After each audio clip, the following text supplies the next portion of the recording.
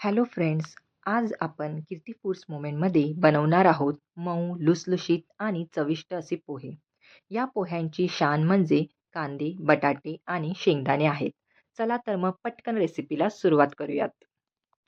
येथे मी 2 कप पोहे स्वच्छ पाण्याने धुवून घेतलेले आहेत आणि आता मी शेंगदाणे तळायला घेणार आहेत. तुम्ही बघतच असाल, शेंगदाणे मी येथे तळत आहे. अशा प्रकारे शेंगदाणे तळले गेले पाहिजे.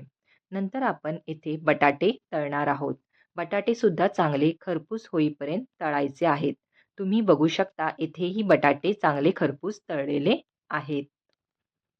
अशा प्रकारे आपले इथे बटाटे आणि शेंगदाणे चांगले खरपूस तळून झालेले आहेत.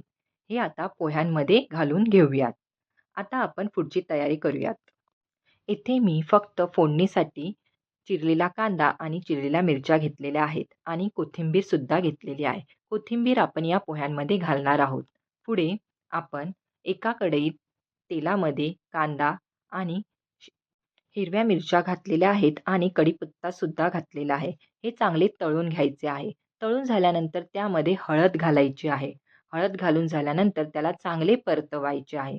परतून झाल्यानंतर यामध्ये आपण पोहे घालणार आहोत. तुम्ही बघू शकता अशा प्रकारे मी येथे फोडणीमध्ये पोहे घातलेले आहे. आता मी ते चांगले मिसळणार आहे आणि त्यांना एकत्र करून एकजीव करणार आहे. तुम्ही बघू शकता येथे मी पोहे चांगल्या पद्धतीने एकत्र करीत आहे आणि त्यांना चांगले मिसळत आहे एकमेकांमध्ये.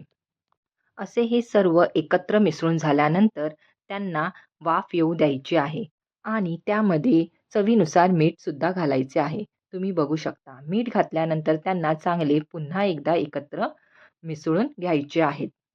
त्यांना एकत्र करून एकजीव करायचे आहे. तुम्ही बघू शकता 5 मिनिटं वाफ येऊ द्यायची आहे. आता इथे आपले पोहे तयार झालेले आहेत.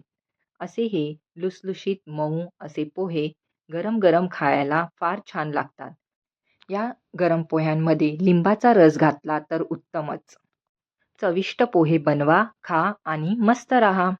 रेसिपी आवडली असेल तर लाईक करा, शेअर करा आणि सबस्क्राईब करा. व्हिडिओ बघितल्याबद्दल धन्यवाद. Thank you all. Bye bye.